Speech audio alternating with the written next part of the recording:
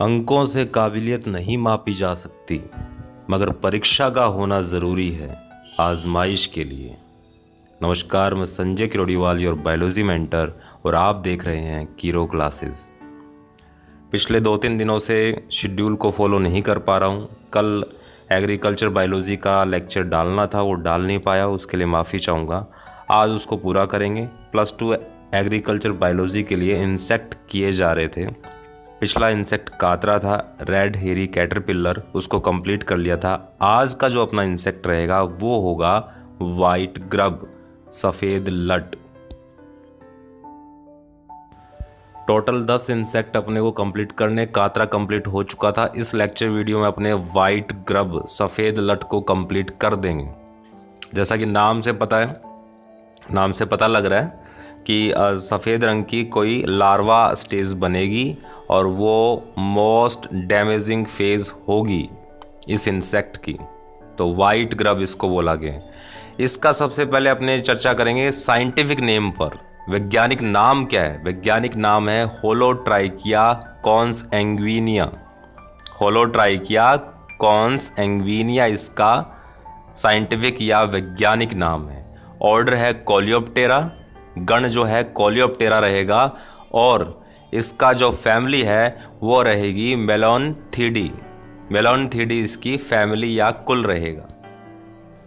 अब बात करते हैं कॉमन नेम की या रीजनल नेम्स की बात करेंगे। एक क्षेत्र विशेष में इस लट को, इस ग्रब को किस किस नाम से जाना जाता है? तो दूसरे नाम क्या रहेंगे? मे बीटल, जून बीटल और कॉक चैफर बीटल। मई भृंग, जून भृंग या कॉक चैफर बीटल, कॉक चैफर भृंग। अगला सवाल उठता है कि कौन कौन सी फसलों को, कौन कौन सी क्रॉप्स को डैमेज कोज करता है। तो वहाँ पर अपने कातरा की तरह लिखेंगे खरीफ क्रॉप्स, और कुछ भी लिखा जा सकता है उसके अंदर। इसके अलावा ये वाइट ग्रब बेर, खेजड़ी, नीम और बबुल जैसे बड़े पेड़ों को भी डैमेज कोज करता है, नुकसान पहुंचाता है। तो ये लिखना ज़रूरी है कि बेर है, खेजड़ी है, नीम और बबुल को भी नुकसान पहुंचाता है वाइट ग्रब या सफ़ेद लट। अब बात करेंगे सिग्निफिकेशंस की। पहचान योग्य लक्षण कौन कौन से होते हैं, उनके बेस पर अपने आइडेंटिफिकेशन करेंगे कि ये वाइट ग्रब है, ये सफ़ेद लट है। वो कौन कौन से लक्षण हैं उनके बारे में चर्चा करने वाले हैं। सिग्निफिकेशंस में अपने लार्वा और अडल्ट, लट अवस्था और वयस्क अवस्था के पहचान योग्य लक्षणों के बारे में चर्चा करेंगे। तो पहले अपने लार्वा को लेंगे, उसके बाद अडल्ट को देखेंगे।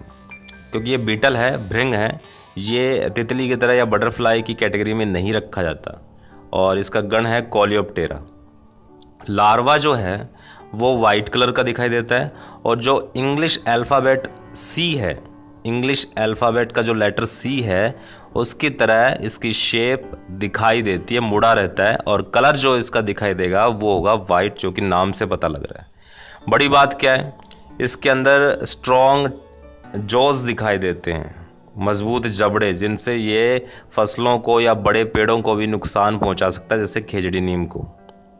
तो ये इस लार्वा के आइडेंटिफिकेशन के कुछ सिग्निफिकेशंस हैं, लक्षण हैं। दूसरा अडल्ट है, वो भृंग होता है, दिखाई देता है एक बीटल की तरह, और उसका जो साइज़ है वो 18x7 mm है, मिलीमीटर, यानी 18 मिलीमीटर वो लंबा है और 7 मिलीमीटर वो चौड़ा होता है। इसी तरह से जो लार्वा है उसका जो साइज़ अपने देखेंगे वो 12 मिलीमीटर लंबा है और 3 मिलीमीटर वो चौड़ाई में जनरली दिखाई देता है। तो ये सिग्निफिकेशंस हो गए कि किस तरह से अपने वाइट ग्रब को या फिर सफ़ेद लट की पहचान की जा सकती है, वयस्क अवस्था में या लार्वा अवस्था में, दोनों में। लाइफ साइकिल की बात करेंगे, जीवन चक्र। जो वाइट ग्रब है उसका जीवन चक्र 150 डेज़ का हो सकता है, 150 दिनों में ये अपना जीवन चक्र पूरा कर सकता है, और ये वरी करता है 129 से 150 दिनों का। इतने दिनों से लेके इतने दिनों तक का हो सकता है। कातरा में अपनों ने शायद स्किप कर गए होंगे, वहाँ पर कातरा में जीवन चक्र अपने को लिखना है 41 दिनों का। 40-41 दिनों तक का कातरा अपना जीवन चक्र पूरा कर लेता है 41 दिनों में।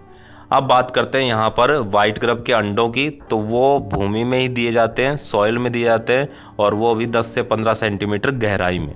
अंडे देख सकते हैं, यहाँ पर पिक्चर दे रखी है, उसका टेक्सचर, उसकी बाहरी मॉर्फोलॉजिकल जो स्ट्रक्चर वो आप देख सकते हैं। उसके बाद इंक्यूबेशन पीरियड या ऊष्मायन काल, मैं बता चुका हूँ, ऊष्मायन काल वो टाइम पीरियड है जिसमें अंडों में से लार्वा बाहर निकलते हैं। कितने दिनों में बाहर निकल आएंगे? 7 to 14 डेज, 1 से 2 हफ्ते में अंडों से लार्वा बाहर निकलते हैं। लार्वा आपने बात कर ही चुके हैं, क्या शेप रहती है और किस आकार का होता है, और वो रहता है, वो कब तक चलता है, उसकी जो स्टेज है, लार्वा स्टेज है, वो 82 से 113 दिनों की हो सकती है। लार्वा स्टेज 113 दिनों तक लार्वा स्टेज चल सकती है, और लार्वा के बारे में सिग्निफिकेशन अपने पढ़ चुके हैं। अब लार्वा के बाद में प्यूपा स्टेज आती है। प्यूपा स्टेज सॉइल में ही चलेगी, सॉइल में चलेगी, 2 से 3 हफ्ते तक चल सकती है, 2 to 3 वीक्स। जो प्यूपा स्टेज है या कोश अवस्था जिसको बोला गया, वो सॉइल के अंदर ही चलेगी। प्यूपा स्टेज सॉइल में 1 मीटर डेप्थ, 1 मीटर गहराई में चलती है 2 से 3 हफ्ते। उसमें से फिर निकलता है अडल्ट, डेवलप हो जाता है, और वो इस पिक्चर में दिखा रखा है कि अडल्ट किस तरह का दिखाई देता। तो ये लाइफ साइकिल हो गया। 150 दिनों में जो वाइट ग्रब है वो अपना लाइफ साइकिल कंप्लीट कर लेता है। लेक्चर के एंड में अब बात करें कंट्रोल की, किस तरह से अपने नियंत्रित कर सकते हैं वाइट ग्रब को। तो लाइट ट्रैप अपने कातरा की तरह इसमें भी इस्तेमाल करेंगे, क्योंकि ये एक नॉकटर्नल इंसेक्ट है, तो रात्रिचर कीट है, रात्रि के समय बाहर निकलते हैं, तो उस समय अपने लाइट ट्रैप या प्रकाश पाश का इस्तेमाल कर सकते हैं। इसके अलावा जो केमिकल कंट्रोल है, रासायनिक जो नियंत्रण है कि रसायनों द्वारा या इंसेक्टिसाइड या कीटनाशियों द्वारा अपने किस प्रकार से इस वाइट ग्रब को कंट्रोल कर सकते हैं, उसमें सबसे पहले अपने पढ़ेंगे बीजोपचार या सीड ट्रीटमेंट। बीजोपचार क्या होता है?